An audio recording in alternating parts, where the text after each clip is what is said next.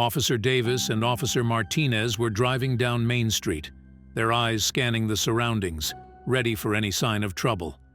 Just as they passed the bustling cafe, their attention was drawn to a woman strolling down the sidewalk. What caught their eyes wasn't her attire or demeanor, but her glimmering engagement ring. The ring's unique design sparked a memory from the numerous unsolved case files they had encountered over the years. Observations from the patrol car's interior became intense as Officer Martinez nudged Davis. They both recalled a specific briefing about a high-profile unsolved case involving a missing heiress. The engagement ring that the woman wore matched the one described in those files, a ring thought to be lost forever. The realization dawned on them, making the ordinary patrol suddenly laden with potential significance and a hint of mystery. Without wasting another moment, Officer Davis decided they needed more information.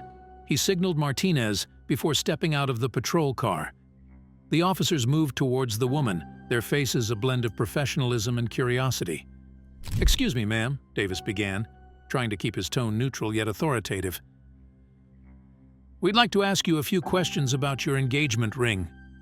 The woman's expression shifted slightly, a mix of surprise and unease. The woman, introducing herself as Sarah, seemed taken aback but didn't resist. She held out her hand, allowing the officers to examine the ring more closely. Davis took out his flashlight, illuminating the intricate design more clearly. Meanwhile, Martinez kept an eye on their surroundings, ensuring they weren't causing a scene. Sarah's hands trembled slightly as the officers inspected the ring, but she remained cooperative and didn't attempt to pull away. Officer Martinez, drawing from his vivid memory, noted down the ring's detailed design. The ornate band, adorned with a rare blue diamond at its center, matched the descriptions from the unsolved case of the missing heiress. It was a one-of-a-kind piece, impossible to duplicate. The intricate engravings along the band's interior left little doubt. It was too precise to be a coincidence. This discovery was a significant lead they couldn't ignore. Given the stark similarity to the missing heiress's ring, Officer Davis knew they had to proceed carefully. After a quick but intense exchange of looks with Martinez, he informed Sarah of their next steps.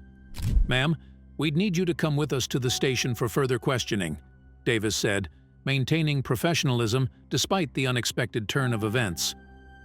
Martinez reached for his radio, prepped to inform the station of their new development.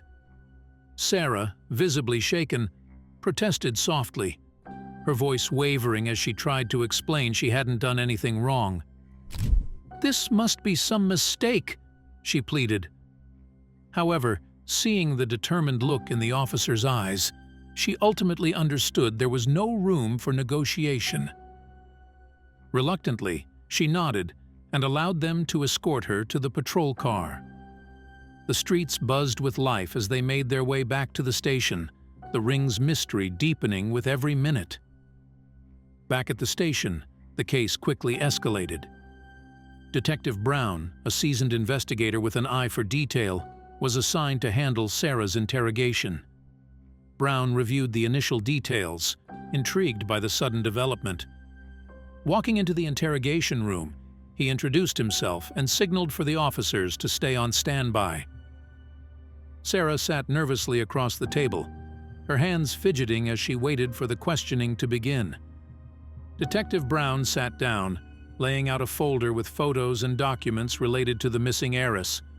Without wasting time, he asked Sarah how she came into possession of the engagement ring. He maintained a calm yet commanding presence, hoping to get clear answers without spooking her. Sarah shifted uncomfortably, glancing at the folder. "I didn't steal it, if that's what you're thinking," she began, clearly indicating she had expected this line of questioning. Sarah took a deep breath before explaining that the ring was a gift from her fiancé, Jon. She described a loving relationship, mentioning that Jon had proposed to her 6 months ago. The ring, she insisted, was a symbol of their love and commitment. Detective Brown listened intently, jotting down notes. He knew the next step would be crucial. Tracking down this Jon and getting his side of the story could either clarify or complicate matters further. Detective Brown leaned in slightly. "Tell me more about Jon. How did you two meet?" Sarah relaxed a fraction, lips stretching into a small smile. "We met through mutual friends. It was about a year ago at a barbecue. We hit it off almost instantly." She paused, glancing at her engagement ring. "6 months ago, he proposed. Everything has been perfect, at least until now," she added, the worry evident in her voice. Sarah explained further, detailing how they had been inseparable since meeting. Their friends often commented on how perfectly they fit together. "Jon's always been attentive, spoiling me in little ways," she continued. "We got engaged 6 months ago. He said he found the perfect ring in an antique shop." Detective Brown noted everything, intrigued by the quaint romantic tale that seemed to intertwine with a much darker mystery. After listening to Sarah's account, Detective Brown decided it was imperative to hear Jon's side. He ordered officers to locate Jon and bring him in for questioning. Ensuring Sarah was comfortable and offering her a cup of water, Brown reassured her they were simply gathering facts. As he prepared for the next phase, Brown couldn't shake the feeling that this engagement ring was just the tip of the iceberg. The officers tracked Jon down to his workplace, a corporate office downtown. Approaching with caution, they explained the situation to his manager, who fetched Jon from his cubicle. Jon appeared bewildered as the officers introduced themselves and mentioned the ring. He nervously agreed to accompany them to the station, his mind racing with thoughts about why his engagement ring could have possibly drawn police attention. At the station, Jon sat across from Detective Brown. The interrogator displayed the photographs of the ring and the missing heiress case file. Jon stared in shock, recognizing the ring instantly. "This can't be," he muttered. Brown's sharp eyes didn't miss the small beads of sweat forming on Jon's forehead. "Where did you get the ring?" Brown asked pointedly, his tone leaving no room for vagueness in Jon's answer. Jon, regaining some composure, insisted he purchased the ring from an antique shop about a year ago. "I saved up for months," he began, his voice steadier. "When I saw it, I knew it was perfect for Sarah." Brown scribbled in his notebook, aware that people often believe their first instinct, no matter the circumstances. He needed to validate Jon's story to see if it checked out, particularly with the shop in question. Detective Brown decided to verify the ring's authenticity. He arranged for the piece to be examined by a jewelry expert familiar with the missing heiress's belongings. Hours later, the expert confirmed the ring's unique features, especially the rare blue diamond and intricate engravings, matched the heiress's ring. The revelation deepened the mystery. Brown knew they had a solid lead, but still many questions about how Jon came into possession of the ring. Jon's story seemed credible, but left many gaps. Detective Brown decided to visit the antique shop. He gathered his team and set off to the location Jon mentioned. The shop, nestled in an old part of town, oozed character with its vintage facade and rustic signage. As they walked through the door, the familiar scent of aged wood and time-worn treasures filled the air, ready to hold answers or more secrets. Inside the antique shop, they were greeted by Mr. Thompson, an elderly man with a wealth of knowledge about each item in his store. Detective Brown introduced himself and explained the situation regarding the ring. Mr. Thompson listened intently before nodding. "Yes, I remember that ring. I sold it to a young man about a year ago," he confirmed. His memory, however, proved hazy about where he had acquired the ring initially. Mr. Thompson dug through his old sales records, hoping to find a clue about the ring's origins. "I sell a lot of items, and sometimes things come in through estate sales or auctions," he explained, squinting at his paperwork. Unfortunately, the trail seemed cold, as Thompson could not pinpoint where he got the ring. This uncertainty meant the detectives were back at square one, with only more questions about the ring's mysterious journey. Detective Brown meticulously pored over the shop's sales records with his team. They found an unusual influx of high-value jewelry transactions around the same time the heiress went missing. Each record was scrutinized closely, reflecting an unexplained spike. These purchases intrigued Brown, as they suggested a possible connection to the ongoing investigation. The team decided this would need further digging to understand the missing heiress's link to the shop's sudden business boom. Detective Brown couldn't shake the feeling that the shop's sudden surge in jewelry sales had something to do with the high-profile unsolved case. He shared his hunch with his team, pointing out the coincidental timing. This connection hinted that they might be onto something bigger. The detectives resolved to trace the origins of the shop's inventory, hoping to uncover who was supplying these expensive pieces during such a pivotal period. The detectives decided to dig deeper into the shop's supply sources. They looked into the estates and auctions listed in the books, trying to find any irregularities. Each lead was followed with diligence, but the paths were winding and often led to dead ends. Still, Brown and his team remained determined. They were convinced they would find a thread that could link these pieces back to the mysterious supplier and the missing heiress. During their investigation, the detectives uncovered that many of the jewelry items had been consistently coming from an anonymous seller. The lack of information about this seller raised suspicions. Who would sell such valuable items so discreetly? This anonymity suggested someone wanted to keep their identity hidden. Detective Brown and his team felt they were close to unraveling a critical part of the puzzle. They needed to identify this seller and their motives. With crucial new information, detectives returned to the station to piece together the puzzle. They spread out all the data on a large conference table, sales records, the mysterious package, and interviews. Amidst coffee cups and crinkled papers, the narrative began to take shape, though many gaps remained. Detective Brown reviewed everything meticulously, focusing on Sarah's engagement ring, determined to connect the dots and understand how all these elements fit together. Detective Brown decided to interview Sarah again, probing for any overlooked details. He gently coaxed her for more information about the ring's backstory. Sarah, though flustered, tried to recall every interaction and notable event involving the ring. Brown's questions dug deeper this time, focusing on any peculiar incidents or gifts from Jon. The atmosphere was tense, but Sarah seemed cooperative, eager to help clarify the baffling mystery surrounding her engagement ring. During the probing, Sarah mentioned a strange incident where Jon received a mysterious package a few months ago. The memory stood out because Jon had acted unusually secretive. This revelation piqued Detective Brown's interest. Sarah detailed how Jon seemed both excited and nervous upon receiving it. This package, previously overlooked, could hold significant clues. The detective decided that Jon's explanation regarding this incident needed deeper scrutiny to uncover its importance. Sarah described the package as small, but very well sealed, adding a layer of intrigue. Jon had not shared its contents with her, and instead quickly tucked it away. His unusual behavior around the package made the incident stand out in her mind.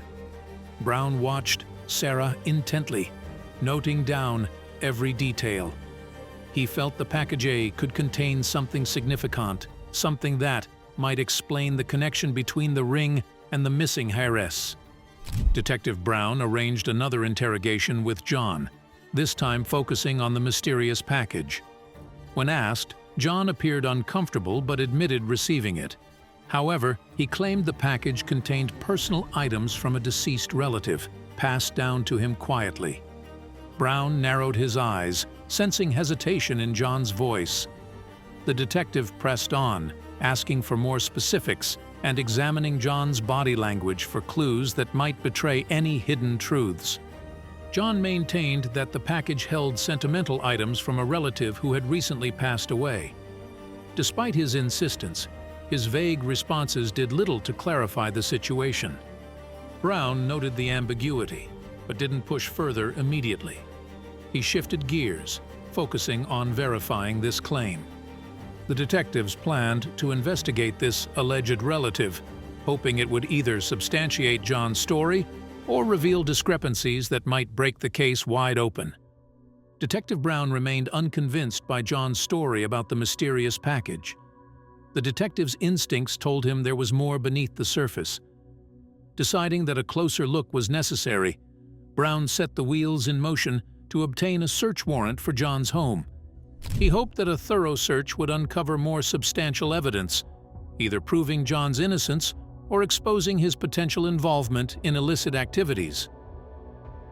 With the search warrant in hand, Detective Brown and his team arrived at Jon's residence. They meticulously combed through each room, paying particular attention to hidden nooks and compartments. Their diligence paid off when they discovered several hidden compartments filled with various valuable jewelry pieces. This surprising find deepened the team's suspicion that Jon might be involved in something far more significant than they initially thought. The array of hidden jewelry pieces found in Jon's home raised alarm bells among the detectives. They began to suspect that Jon might not be acting alone, but could instead be part of a larger criminal network. This new angle steered the investigation towards uncovering who else might be involved. The detectives aimed to connect the dots, looking for patterns and links that could provide a clearer picture of Jon's activities. Detective Brown decided it was time to question Sarah again, this time about Jon's behavior and possible associates. Sitting across from her, he methodically asked about any unusual activities or people Jon might have been in contact with. Sarah seemed bewildered, struggling to recall anything out of the ordinary. Despite her genuine confusion, the detective pressed on, hoping to unearth any small detail that might provide a lead. Sarah maintained her insistence that she knew nothing of Jon's potential criminal activities. She seemed genuinely shocked at the idea, repeatedly asserting Jon was always a kind and generous man. Despite her assurances, Detective Brown remained skeptical. Her earnest demeanor did not align with the evidence they were uncovering. The detectives decided they needed to gather more information from Jon's background and connections to paint a fuller picture. Undeterred, the detectives started delving into Jon's background and connections. They sifted through records, trying to trace his past associations and interactions. Each discovery added a piece to the puzzle. The investigation revealed Jon's various business dealings and personal relationships. The detectives hoped this comprehensive look into his life would uncover links that could either exonerate him or implicate him further in the crime. As they dug deeper, the detectives discovered that Jon had connections to several known criminals involved in jewelry theft. These links cast a darker shadow on Jon's character. Each new name and association revealed layers of his life that Sarah and others around him seemed unaware of. These connections suggested a more intricate criminal network, leading the detectives to believe they were closer to finding the truth about Jon's involvement. Evidence against Jon continued to mount. The detectives pieced together various instances of suspicious behavior and uncovered more links to criminal activities. Each discovery built a stronger case, illustrating Jon's possible role in the thefts. Detective Brown felt they were on the brink of a breakthrough. The accumulating proof made it increasingly hard to view Jon as an innocent bystander, pointing instead to his deeper involvement in the criminal network. With suspicion and evidence mounting, Detective Brown decided to place Jon under surveillance. This would allow them to catch him in any potential illegal activities. The team discreetly followed Jon, monitoring his movements and interactions. The goal was to gather irrefutable evidence of his involvement. The surveillance was conducted meticulously, with detectives rotating shifts to ensure continuous observation, hoping to finally see Jon's true colors and uncover his criminal dealings. Surveillance efforts soon paid off when Jon was observed meeting with a man known to have ties to organized crime. The clandestine nature of their interaction further fueled the detectives' suspicions. The surveillance team documented their meeting in detail, capturing conversations and behaviors that suggested illicit activity. This development was crucial, as it provided the detectives with potentially decisive evidence proving Jon's involvement in the criminal network they were targeting. Detectives trailed Jon and the man to an abandoned warehouse in a secluded area. The location seemed perfect for illicit activities, far from prying eyes. The detectives kept a safe distance, ensuring their presence wasn't detected. Surveillance equipment was set up to monitor their movements, capturing every detail. They watched intently as Jon and the man entered the building, hoping this operation would bring them one step closer to solving the case. Inside the dimly lit warehouse, Jon and his associate made their way to a rusted old safe. With careful precision, they opened it, revealing a trove of stolen jewelry. The glimmer of gold and jewels under the flashlight beams confirmed the detectives' suspicions. They documented everything, ensuring they had ample evidence for an arrest. The detectives realized the significance of this find, as it could lead them to the larger criminal network. Detective Brown decided it was time to arrest Jon and prevent the stolen goods from further distribution. They moved in swiftly, ensuring they caught Jon and his associate off guard. The element of surprise worked in their favor. Jon's reaction was a mix of shock and resignation as the detectives handcuffed him. With their key suspect in custody, the detectives hoped Jon's arrest would lead to more critical information about the stolen jewelry ring. Jon was arrested at the warehouse and brought back to the station for further questioning. Sitting in the interrogation room, he faced Detective Brown's relentless questions. With the evidence laid out before him, Jon knew his situation was dire. The jewels were undeniable proof. Determined to extract as much information as possible, Detective Brown pressed him on his involvement, hoping to uncover more about the stolen jewelry operation. Faced with overwhelming evidence, Jon admitted to buying and selling stolen jewelry. However, he vehemently denied knowing the ring's true origin, insisting he was just a middleman. Detective Brown noted his confession but remained skeptical about Jon's complete ignorance. The ring's unique design linked it to the high-profile case of the missing heiress. The detectives needed more information to determine if Jon was telling the whole truth or still holding back. Detective Brown continued to interrogate Jon, pressing him on any further connections he might have to the missing heiress. The line of questioning became more intense, focusing on any possible leads that might link him to the high-profile case. Jon squirmed under the pressure, his earlier bravado fading. Detective Brown was determined to leave no stone unturned, convinced that Jon held key information pivotal to unraveling the mystery. Under relentless questioning, Jon reluctantly began to reveal the names of others involved in the stolen jewelry ring. Each name was noted carefully, providing the detectives with new leads to follow. The list included known criminals and a few unexpected individuals. This information was a significant breakthrough, offering a roadmap to dismantle the operation. The detectives realized they were inching closer to solving not just the jewelry thefts, but also the high-profile case. The realization dawned on the detectives that dismantling the stolen jewelry operation could lead them directly to the missing heiress. Armed with the names provided by Jon, they began planning a series of coordinated arrests. Each suspect was connected in some way to the stolen goods, and Detective Brown hoped these arrests would reveal more about the heiress's whereabouts. It was a race against time to uncover the truth. The investigation intensified as detectives arrested more suspects based on Jon's information.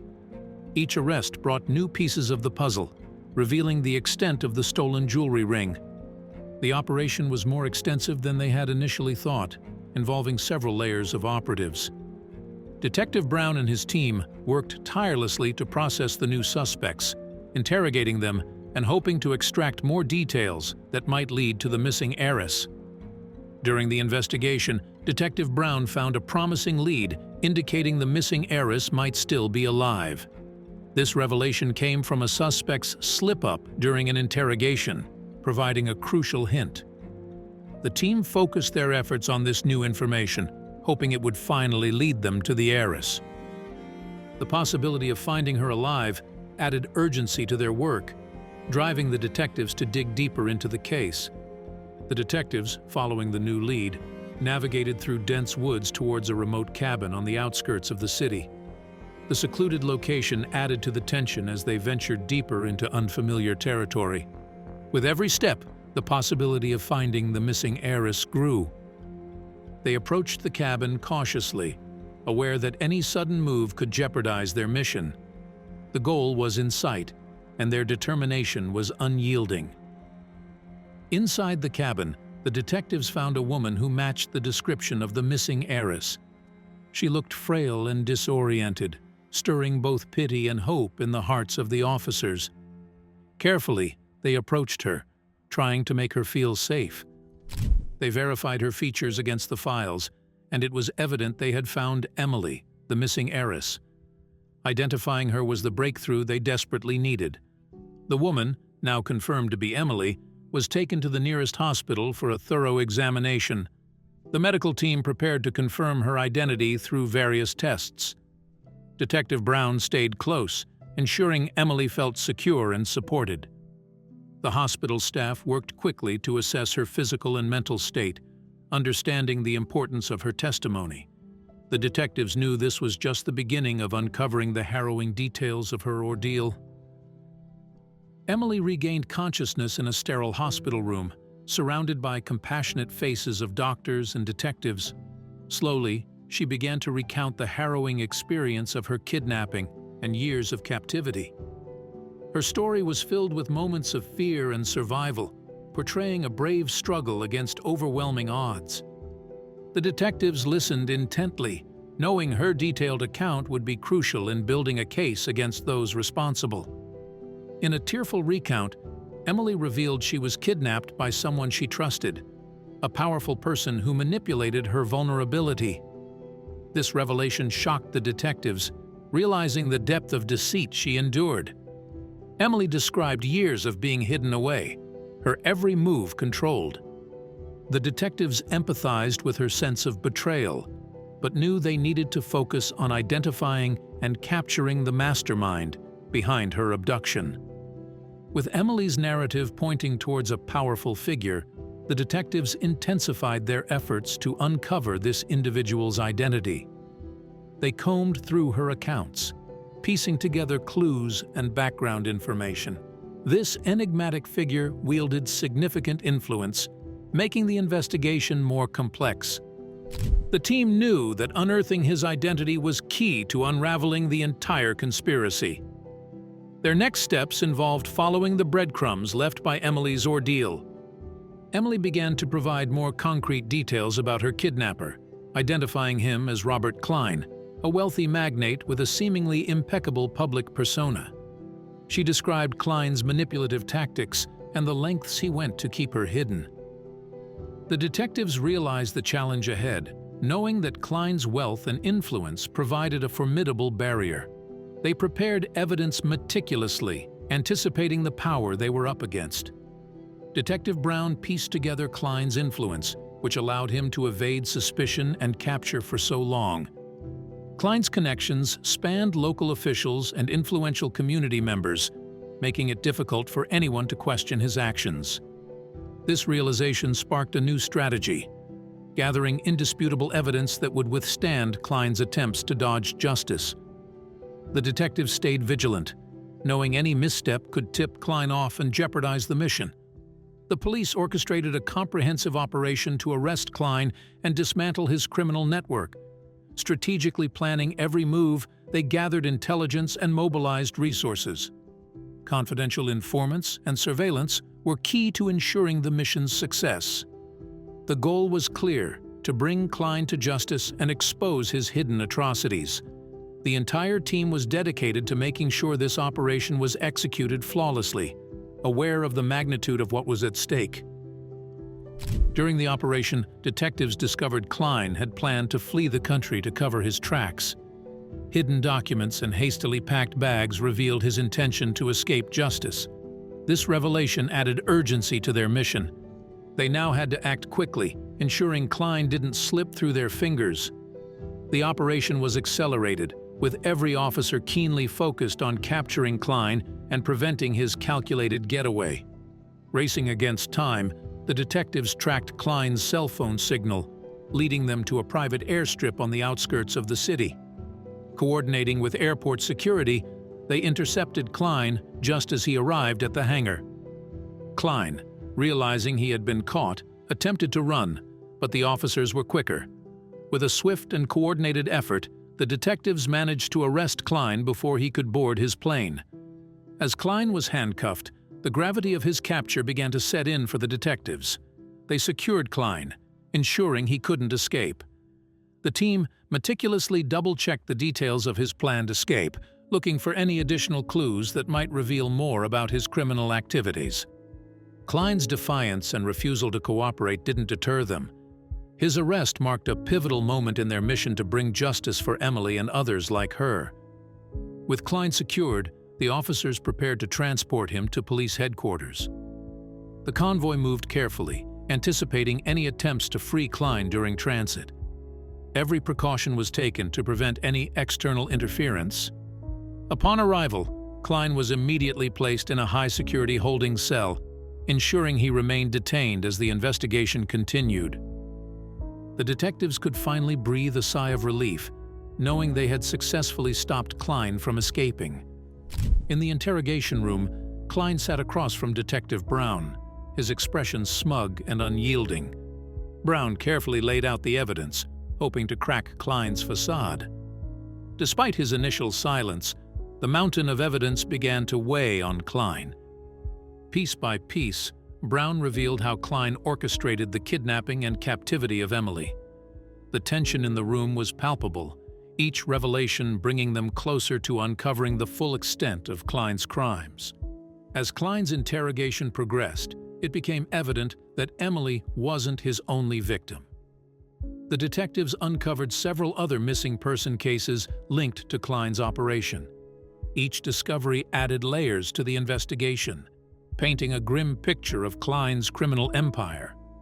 The team worked tirelessly, verifying each new lead and reaching out to families who had lost hope.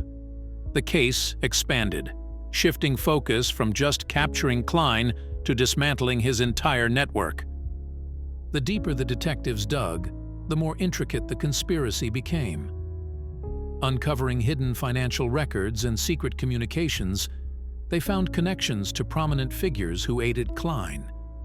These revelations explained how Klein maintained control and evaded the law for so long.